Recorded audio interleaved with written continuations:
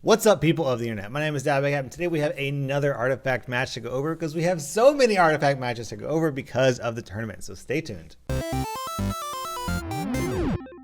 Alright, so in this game, we are looking at a match between Heffa.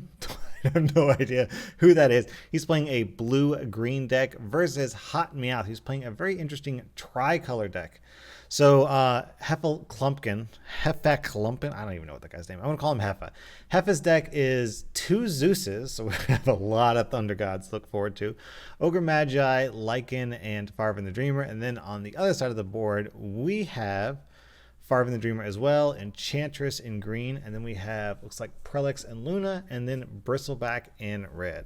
So let's break this down turn by turn, and hopefully we can learn a thing or two about this game. So, not a very strong start off for Zeus. He's going to take 1 damage, or he's only going to deal 1 damage because of Enchantress's auto regen heal. And neither side can cast any card. It's a little bit unfortunate for Hotmeowth that we didn't see a creep come down next to her, because that creep would be taking no damage against the enemy creep, which makes it pretty solid. Okay, so over here, once again, no one can cast anything, so we'll just let the turn play out. And then in the third lane, once again, no one can cast anything. All right, so we have Ogre Magi coming down as well as Luna. No one can buy anything because nothing's died. So let's talk about placement. Okay, so right off the bat, Ogre Magi is probably best suited to not be in lane 3 because we definitely don't want him to drop in front of a Bristleback. Probably either lane 1 or lane 2 for that reason. If he drops in lane 2, it spreads out the blue mana. But if he drops in lane 1, he'll be suitable. He'll be in a position where he can replace Zeus, because Zeus is probably going down next turn. Meanwhile, we got Luna coming down. Luna will probably go... Let's see, where's Luna likely to go? Also probably in lane 1 or 2. I feel like there's just not much of a need to put him in front of Farvin the Dreamer, and if we put him in lanes 1 or 2, then Hotmeowth can start contesting for those lanes. So honestly, it kind of just goes by, at this point, whatever your gut says or whatever minor inclination you have, because it doesn't really matter which lane it puts in. You put your hero into at this point, because the lanes are so close to each other that it doesn't make that much of a difference. But it looks like we have kind of like one-sided fights in each lane, which is kind of interesting. Okay, so we have, once again, nothing that he can cast in lane 1. On the lower lane, Hotmeowth can cast either Prowler Vanguard, which isn't going to help him much, or Celemina's Favor. So I think it's probably likely that we will see... I think this is probably the play. I think we're going to see Celemina's Favor played in the mid lane, and then I think we're going to see a Barracks come down, as well as possibly a Messenger Rookery, into whichever lane he feels like he wants to contest for. Could be the first lane, could be the mid lane. I doubt it'll be the third lane, because Bristleback probably kind of has that on lockdown. Yeah, because this is going to give him 6 mana to play with. It'll allow him to accelerate into Barracks, which would be phenomenal. So I think we're probably going to see Barracks come down into the first lane, just because putting creep next to Enchantress is really, really nice. And now we've got more viable plays. So I think that the most likely option will be probably a Savage Wolf, because you want that to start growing as quickly as possible, and placing that Savage Wolf to the right of Lycan, because if you place him to the right of the Lycan, he will get the attack boost. Unfortunately, he's not going to be able to kill off that melee creep because of the armor granted by Farvin. So for that reason, it's also possible that the wolf will go all the way to the left side if he wants to do it for spatial reasoning. But I think it is probably pretty likely we're going to see a Savage Wolf, because we want that thing to start growing, getting bigger and bigger and bigger. And the attack buff is, nice if you can pull it off, even though it's not going to get a kill here. And then it's probably going to pass to the other side.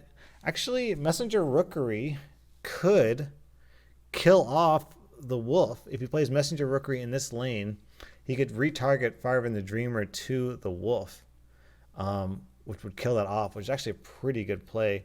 Verdant Refuge is not really... Oh, I did my math wrong. 5 is exactly enough. Oh, he went the armor. That's interesting. So I'm a little bit surprised we didn't see the Barracks. I would have thought it would have been better to get that deploying every single turn, and he's going for the Lycan kill instead of the wolf kill. Okay, so not a big deal. He can kill off the wolf next turn if he so chooses. Interesting. I would have gone with the barracks. Perhaps Hotmeowth knows more than me. Okay, so in this lane, we are quite likely to see a Viscous Nasal Goo or a Stonehall Elite just because this is the only lane where he can cast red spells. The question is, where is he going to put him? If he puts the Viscous Nasal Goo in front of the Farvin, then it's going to take 4 damage, but Farvin's going to kill whatever's in front of him. So it's probably better to play Stonehall Elite, especially if he plays, though he might be waiting to play, he might wait to play Stonehall Elite until after Heffa plays a Savage Wolf, because he knows he's got 3 of those in his deck. And of course, we're likely to see, as I said, a Savage Wolf. So now we're probably almost certainly going to see a Stonehall Elite come down in front of the wolf, because that will kill off that little wolfie, which is something you always want to do. And it's going to give you a buff, because that dude gets bigger every single time he kills something. All right, so Hotmeowth has purchased Short Swords and Traveler's Cloak. Wow, a bunch of items. Whereas Heffa just gets a Healing Salve. And then, okay, so we have Zeus and Prelex. Prelex is going down in lane 1. As I said, it makes sense to put sort of creep-heavy things next to Enchantress, because Enchantress will help keep those creep alive. And Zeus is going to go where? He could go... he might actually go into the lane 3, because if he drops... no. Where would he go? The issue is if he goes in front of Bristleback, he's really in trouble. Lane 2 is a bit overwhelmed at the moment. He could try and... actually, what he could do is play Zeus in lane 2, hope that Zeus drops in front of Farvin, because if he does, then he could play a blue spell which would ping the creep and kill it, which would help keep the wolf nice and healthy. So that is a potential option. The issue is he doesn't have any blue spells in hand. He could also Healing Salve the wolf if he wanted to, but lane 2 might be a lost cause. So he could just put him in lane 1 to help try and take down that Enchantress. Or I guess all 3 lanes are kind of an option for him at this point. I think personally, if it were up to me... God, I wish we had a blue spell. If we had a blue spell, that would help a lot. So he's going for lane 3. He's abandoning lane 2 by the looks of it. It's just too much of a presence there with those 2 heroes. The wolf is going to get bigger, but I mean, actually probably not. Probably the messenger rookery is going to kill it off more than likely. All right, so in this lane, I wish this caster would move his mouse so we could discuss things. All right, so we have Barracks, Foresight, a bunch of items. And then on the opponent's, on Heffa's side, we have Satyr Duelist, Corrosive Mist, Prowler Vanguard, Satyr Magician. So, of course, what he could do is Satyr Magician, replenish your mana, and then play something like Duelist. However, the issue with that is, if you play Satyr Magician, it's going to drop in front of the Enchantress, and the Enchantress is just going to kill it off. So this is just not a strong lane for him at the moment. So what he might actually want to do is just soak up with Prowler Vanguard, just to soak up the slot, because he can't have his valuable minions getting destroyed by Enchantress. Meanwhile, we're probably going to see Barracks come down on the other side of the map. So I think Hotmeowth is just using items because he wants to be able to see what Heffa is going to do. So the short sword kind of buys him a turn. Actually, it looks like Heffa is passing. Either he's just biding his time or he actually doesn't want to play anything in this lane. Oh, yeah, he can't play Prowler Vanguard because he doesn't have any green mana. He plays the Barracks. He can't Corrosive Mist these items down either. Man, this is a bunch of items. So next turn, I think it's fairly likely we might see Lycan come down in this lane along with a Corrosive Mist. Oh, yeah. I think we can look forward to that. Lycan plus Corrosive Mist in this lane, because that's 4 items that he's going to destroy and none of his own. And Luna pings the wolf for 1, which is going to be enough to kill it, which is not a big deal because the messenger rookery would have helped finish off the job anyways. And he drew 2 cards. allowing him to cast Wool Martyr if he wants to, but that might be unnecessary. He's probably better suited playing that in one of the other lanes. Basically just lane 1, because that's the only place where he's got a green hero. And lane 2 is kind of locked down by Hotmeowth. So here we have, let's see what the options are. We'll probably see, well, we could see a Satyr Duelist plus any of the green cards, like probably a Satyr Duelist, Satyr Magician and a Satyr Duelist. On the other side, we have Viscous Nasal Goo and New Orders. Unfortunately, the New Orders won't allow him to kill a creep. What he could do is, we'll probably see Viscous Nasal Goo come down anyways. If he puts it on the Zeus, that's going to be enough for a kill on the Zeus, which seems kind of likely. All right, so he just opts for the Duelist. I think it's going to start getting bigger. Yep, and there comes the Goo. So the Zeus is going down. He will come back on mana turn 7, which is perfect. The perfect time for Zeus to come back, especially with a Thunder God's Wrath in hand. Heffa has been broke this whole match. He just can't get any gold. So yes, as I predicted, Lycan is coming down in lane 1, and I think it's fairly likely that we're going to see a Corrosive Mist right off the bat, just because that's going to be a bunch of value. It's possible he could Satyr Duelist instead, maybe even Satyr Magician into Corrosive Mist, but whatever ends up happening, we're definitely going to see a Corrosive Mist, I think. And on the other side of the map, we have Verdant Refuge, Wool Martyr, and a Thunderstorm. I think he just drew that. Unfortunately, if he plays Thunderstorm, it won't do much. It's just going to it's going to damage things. It's going to kill, actually. That could be a really good play there. To kill the Satyr Magician right off the bat with Thunderstorm. No, he's kind of he's going to regret that in a second. He just played another item. Enchantress is fully equipped. It's so rare to see a hero fully equipped this early in the game. So Thunderstorm would take out the Magician and a creep, and it would damage everything else, making them nice and soft and vulnerable for the combat round. There's that Corrosive Mist. All those items gone.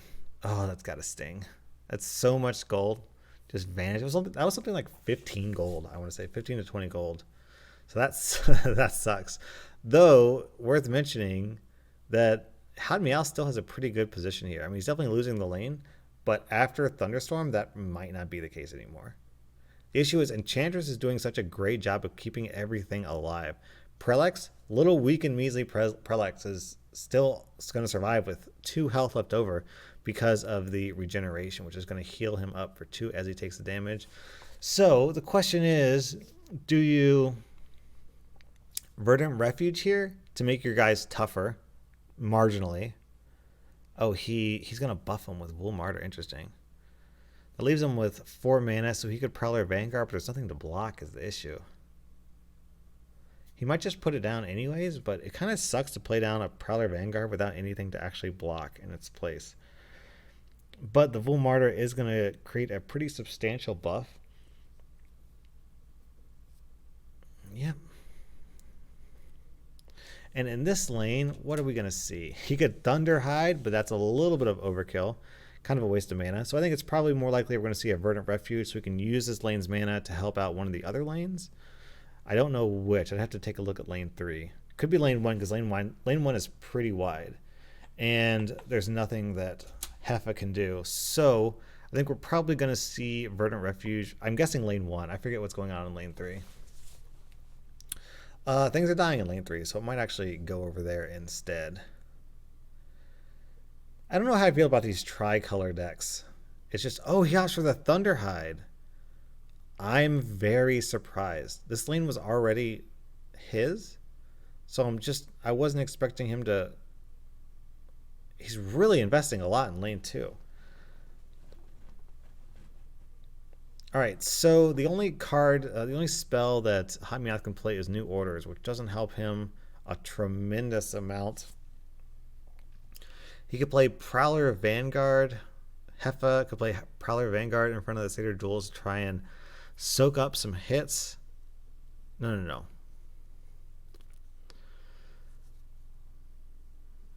All right, so Looks like lane 3 is going towards Heffa at this point. He's kind of cleared it out. But he just can't buy anything. He get the Traveler's Cloak, but not much else. All right. So he puts Zeus in lane 3. Interesting. Why does he do that? Maybe he's hoping to do multiple Thunder Gods? It's possible. So there are 5 heroes out on the board. I think it's very likely that we're going to see a Thunder God's Wrath. Yep. Kills 2 heroes, softens up the Bristleback just a tad. Oh, and the Zeus ping takes out the Enchantress as well.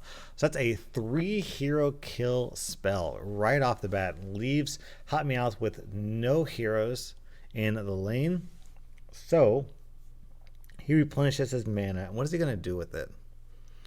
Maybe ignite into one of these lanes. He could Satyr Magician again. That might be a little bit of overkill.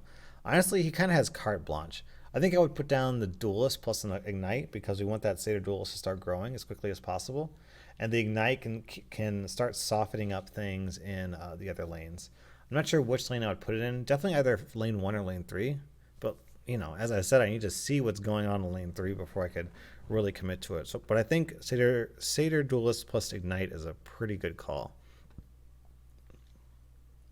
Fool Marty you don't want to play because you want it to die the turn it comes out. So that's not looking super great. Actually, I think Ignite lane 1 is not too bad. It's just, I don't know if 3 heroes really need the Ignite. Yeah, I think that's the logic. Logic is, even though there are more units in lane 1, you just have 3 heroes here anyway, so you just don't need the Ignite. So you put the Ignite into the slightly weaker lane.